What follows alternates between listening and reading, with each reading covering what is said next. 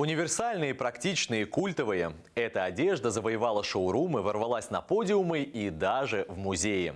Современного модника трудно представить без пары джинсов. Как их правильно подобрать и кому носить, просто необходимо.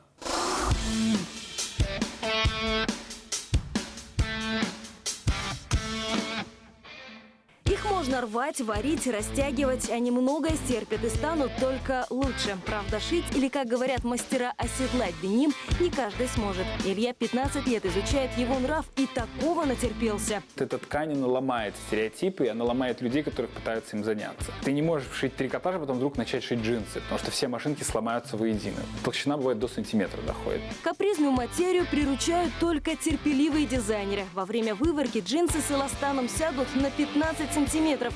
Это, между прочим, целых 3 размера. А что может произойти с цветом? Самое поразительное, что это одна и та же ткань. И все люди, которые не видели этот до и после эффект, у них обычно легкий шок. Потому что одна ткань как картон, а вторая очень мягкая, такая уже приятная.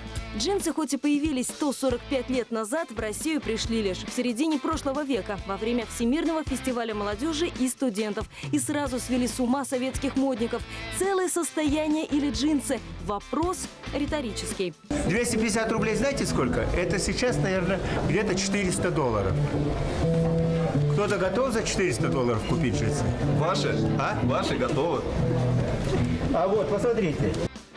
Из Америки с любовью, только без ярлыка. Чтобы отправить джинсовку по почте в СССР, Бродскому пришлось ее обезличить. А как радовались модники, которым доставалась одежда с логотипом. Мы принадлежим к тому поколению, что многие из нас не помнят фамилию своей первой девушки. Но марку первых джинсов мы помним все. Сейчас за джинсовой мечтой никто не побежит. Вопрос уже в другом. Как не запутаться в бесконечном выборе? Есть такое интересное утверждение, что мода – это небольшая жертва красоте. Вот в России это очень сильно чувствуется.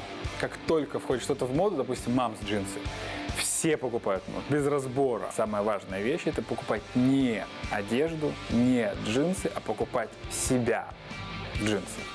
Так что смотритесь чаще в зеркало и экспериментируйте. Своенравные джинсы рано или поздно покорятся тем, кто их действительно любит. Татьяна Демиденко, Роман Журавлев. Программа «Модно».